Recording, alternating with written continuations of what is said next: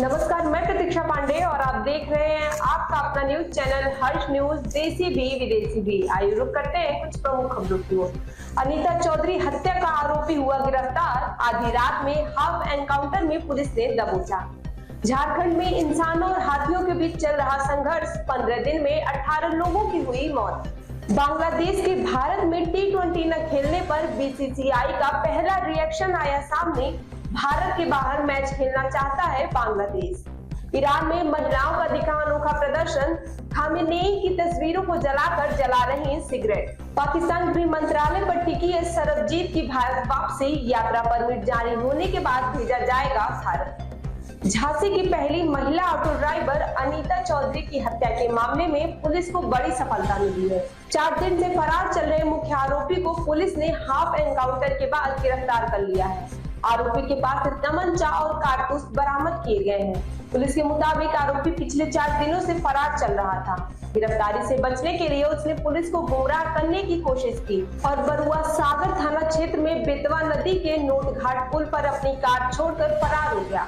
Car के अंदर से पुलिस को एक तमंचा भी बरामद हुआ। बता दें कि रविवार और सोमवार के दरमियान रात नवाबाबाद थाना क्षेत्र के सुखवाम ढुकवाम कॉलोनी के पास अनीता चौधरी की गोली मारकर हत्या कर दी गई थी। शुरुआत में यह मामला सड़क हादसे का लग रहा था, लेकिन पोस्टमार्टम की रिपोर्ट आने के बाद सच्चाई सामने आई।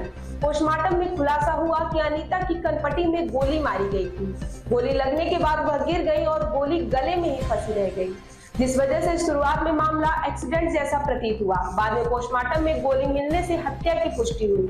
महिला के पति की तहरीर और पोस्टमार्टम की रिपोर्ट के आधार पर पुलिस ने हत्या का मुकदमा दर्ज किया। झांसी के एसएसपी बीबी जीटीएस मूर्ति ने बताया था कि मुख्य आरोपी मुकेश झा अपने बेटे शिवम झा और बहनोई मनोज झा के साथ मिलकर अनीता की हत्या की। पुलिस ने कार्यवाही करते हुए नामजद आरोपी शिवम झा और मनोज झा को पहले ही हिरासत में ले लिया था। वहीं मुख्य आरोपी मुकेश झा फरार चल रहा था, जिस पर 25,000 रुपए का इनाम घोषित किया गया था। शुरुआती जांच में सामने आया कि मुख्य आरोपी मुकेश झा पिछले 6-7 वर्षों से महिला के संपर्क में था। कुछ समय से दोनों के बीच विवाद चल रहा था। बताया जा रहा है कि आरोपी ने प्यार में धोखा मिलने के बाद एनिवर्सरी की रात अनीता की गोली मारकर हत्या कर दी। मुख्य आरोपी की तलाश में पुलिस की कई टीमें लगाई गई थी। पुलिस को उसकी कार बेतवा नदी के नोट घाट पुल पर मिली थी, जिससे यह आशंका जताई जा रही थी कि आरोपी ने नदी में कूदकर आत्महत्या की है। पुलिस ने नदी और आसपास के जंगलों में लगातार सर्च ऑपरेशन चलाया, लेकिन उसका कुछ पता नहीं चला। आखिरकार पुलिस ने आरोपी को आधी रात हाफ एनकाउंटर में दबोच लिया।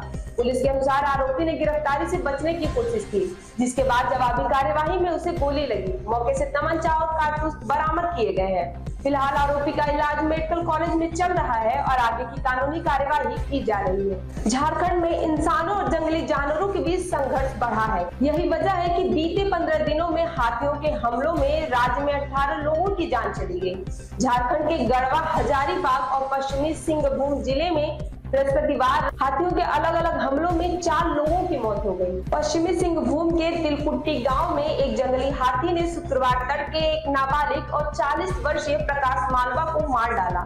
इस दौरान हाथी को भगाने की कोशिश में क्विक रिस्पांस टीम का एक सदस्य भी गंभीर रूप से घायल हो गया।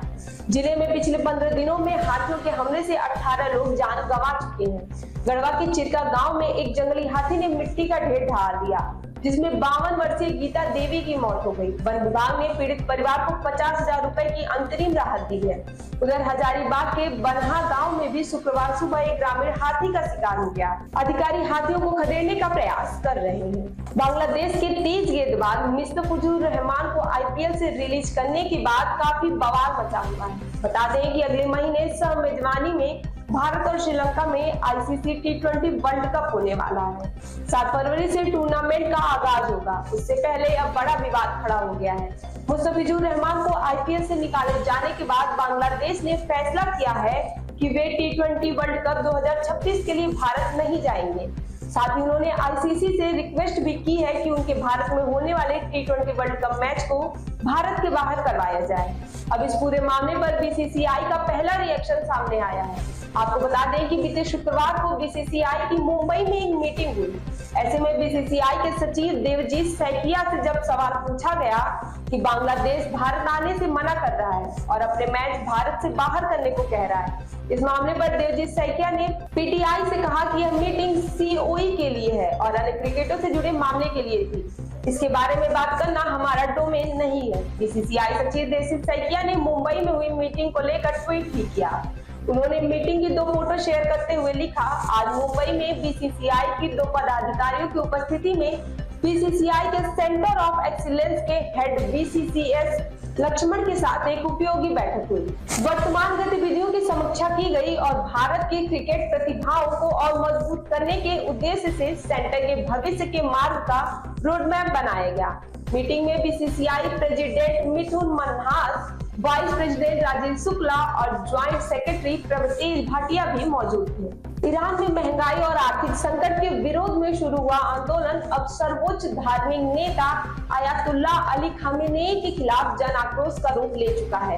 इसी बीच ईरान की महिलाएं भी सरकार के खिलाफ प्रदर्शन में खुलकर सामने आ रही हैं, जहां उन्होंने सड़कों पर उतरने के साथ साथ सोशल मीडिया को अपना हथियार बनाया है और अनोखे तरीके से प्रदर्शन कर रही हैं। सोशल मीडिया पर वायरल हो रहे वीडियो में महिलाएं खामेनेई की तस्वीरों से सिगरेट जलाते हुए दिख रही हैं, जो न केवल राजनीतिक सत्ता के खिलाफ विरोध है बल्कि महिलाओं पर लगाई गई सामाजिक पाबंदियां जैसे अनिवार्य हिजाब को भी चुनौती देने का प्रतीक बन चुका है। इस विरोध में ट्विटर, इंस्टाग्राम और टेलीग्राम जैसे प्लेटफॉर्म पर तेजी से लोकप्रियता प्राप्त की है और वैश्विक डिजिटल आंदोलन का रूप ले लिया है। प्रदर्शनकारियों ने खामेनेई की सत्ता को चुनौती देते हुए उनके इस्तीफे की मांग की और दिवंगत शाह के बेटे रेजा पहलवी को सत्ता सौंपने के नारे लगाए। यह आंदोलन हर आयु वर्ग और सामाजिक वर्ग के लोगों द्वारा समर्थित था। रेजा पहलवी ने हाल ही में प्रदर्शनकारियों के समर्थन का ऐलान किया था। साथ ही उन्होंने ईरानी सेना से भी अपील की कि वो प्रदर्शनकारियों के खिलाफ हथियारों का इस्तेमाल न करें। ईरान में बढ़ती महंगाई, गिरती मुद्रा और खाद्य कीमतों ने जनता के बीच असंतोष को और गहरा कर दिया है। प्रदर्शनकारियों ने कई सरकारी दफ्तरों को आग लगा दी और नेताओं की तस्वीरें जलाते हुए अपना गुस्सा जाहिर किया। यह आंदोलन 2022 में महसा अमीनी की मौत के बाद शुरू हुए विरोध प्रदर्शनों का एक नया रूप है। पिछले कुछ दिनों में विरोध और भी उग्र हो गया है और यह पूरे देश में फैल चुका है। अब तक इन प्रदर्शनों के दौरान हुई हिंसा में 45 से अधिक लोग मारे जा चुके हैं और 2270 से अधिक लोगों की गिरफ्तारी की जा चुकी है। ईरानी सुरक्षा बलों ने प्रदर्शनकारियों पर कड़ी कार्यवाही की है, जिसमें आंसू गैस, पानी की तोपों और लाठीचार्ज का इस्तेमाल किया गया। इंटरनेट पर भी प्रतिबंध लगाकर विरोध को दबाने का प्रयास किया गया है। भारतीय नागरिक सरबजीत कौर को वापस भेजने पर पाकिस्तानी सरकार का रुख साफ नहीं हो पा रहा है। पाकिस्तानी सरकार की ओर से सरबजीत की वीजा अवधि खत्म होने की बात कहते हुए वाघा बॉर्डर के रास्ते उन्हें भारत भेजने के संकेत दिए गए थे। अब कहा गया है कि पाकिस्तानी के गृह मंत्रालय ने सरबजीत को वाघा बॉर्डर के रास्ते भारत भेजने का फैसला नहीं लिया है। इससे सरबजीत के भविष्य को लेकर संशय बना हुआ है। सरबजीत कौर बीते साल नवंबर में सिख जत्थे के साथ पाकिस्तान गई थी। पाकिस्तान जाने के बाद वह अपने जत्थे से अलग होते हुए गायब हो गई। बाद में उन्हें एक पाकिस्तानी शख्स से शादी करने और इस्लाम धर्म कबूल करते हुए अपना नाम नूर फातिमा रख लेने की बात सामने आई। फिलहाल लाहौर हाईकोर्ट में उनको भारत डिपोर्ट करने का केस चल रहा है। सूत्रों के मुताबिक सरबजीत का दारुल अमन लाहौर में मेडिकल चेकअप हुआ और उन्हें स्वस्थ घोषित किया गया। बताया गया कि फिट होने की स्थिति में उनको भारत भेजा जाना था। पाकिस्तानी अफसरों को वाघा बॉर्डर पर उनको भारतीय अफसरों को सौंपना था, लेकिन गृह मंत्रालय ने इसके लिए जरूरी अनुमति या एग्जिट परमिट जारी नहीं किया है। भारत भेजने का परमिट न होने के कारण सरबजीत कौर को लाहौर के दारुल अमन खां में रखा गया है। पंजाब सरकार के ई-वैक्यू ट्रस्ट प्रॉपर्टी बोर्ड और धार्मिक मामलों में मंत्रालय के अनुरोध पर उन्हें शेल्टर होम में ट्रांसफर किया गया है। जब तक गृह मंत्रालय जरूरी यात्रा अनुमति जारी नहीं कर देता, तब तक वह पुलिस सुरक्षा बल में वही रहेंगी। मामला पूरी तरह से गृह मंत्रालय की मंजूरी पर टिका है। ऐसी और तमाम खबरों के लिए हमारे चैनल हर्ष न्यूज को लाइक और सब्सक्राइब करें।